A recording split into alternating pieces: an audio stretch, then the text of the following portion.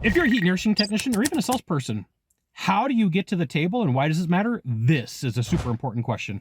I'm Scott Sylvan Bell. I'm coming to you live for HVAC Technician Sales Secrets on a perfect day to talk about sales and a perfect day to talk about you.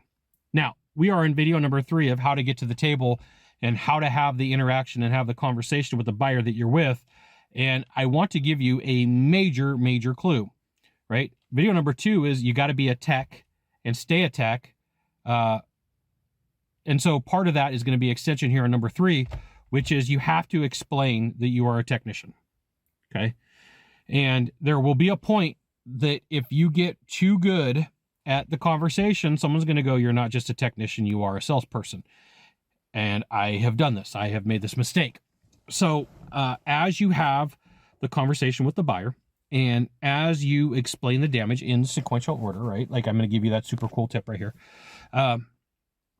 There's going to be a point where the person that you meet with says, hey, can we get somebody out here? Now, please remember, don't make anything up. Please do the right thing for your buyer. And if you have the ability to sell and you have the ability to have the conversation and you're not just there to sell something new, this is the conversation that you're going to have, which I call the statement. Look, Mr. and Mrs. Homeowner, my job isn't full-time sales. And so with that being said, I'll probably mess up the presentation. It's not going to be perfect. So I can either do this with you and we can stumble through it, or you can have a full-time salesperson come out. Now, there's a lot of different ways to make this statement. And when I was a technician, I had this conversation a lot. My job was to fix equipment. You know, my job was to have the conversation if that's what happened, if that's what needed to be done. And so I didn't have the fancy 3-hour presentation. I didn't have time. I didn't have the luxury. You know, because my next job, I needed to go work on something. And salespeople have set times. Salespeople, they're looking at their clock, right? They're looking at their clock on their one. Like, I've got 3 hours between calls.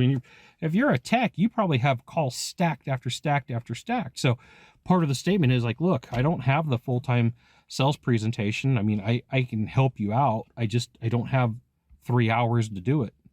And there's a lot of people who come back like, this takes 3 hours. I don't want to take 3 hours to do this. And so by having the statement and explaining that you're not going to be perfect really alleviates a lot of pressure off of you to give a perfect sales presentation. Now, should you still practice? Absolutely. But you know what? At the end of the day, if it's your job to help somebody get a system, if that's what's supposed to happen, right? Don't make stuff up. If that's what's supposed to happen, you will be out of shape sometimes when you have this conversation and you give a presentation. You don't need a full set presentation. You really don't.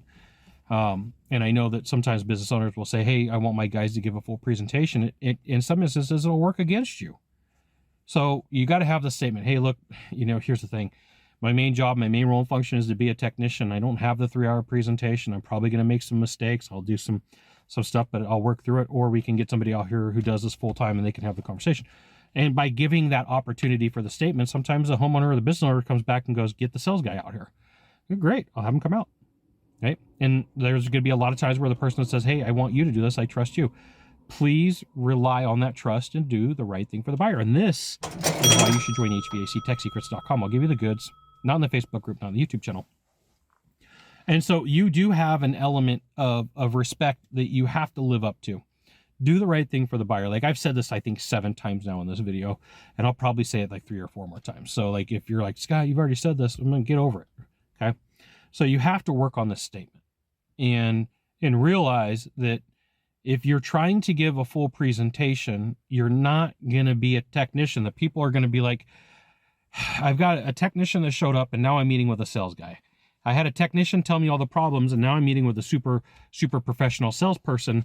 And the mismatch there causes people to say, hey, wait, what's wrong here? I didn't want to have to go through a sales process and now it's a sales process. So be aware that how you interact in this call really does matter, but I would use the statement as a way to have the conversation and explain what the situation is. I'm not a full-time salesperson. You're probably going to get, you know, a truncated or a short sales presentation, and it's not going to be perfect. You know, I'll probably misspell a couple of words. I'll probably say a couple of things wrong. But the good news is I'll help you design what you need and not really anything more. And people will go, great, I appreciate that. Just please remember to do the right thing and don't make anything up. You got 1 of 3 things to do from here. 1 of 3. Find the subscribe button, click on it. Every time I send out a video, you'll get an update. 2, hit follow if this is social media. 3, tag a friend. We'll see you soon. Thanks for watching.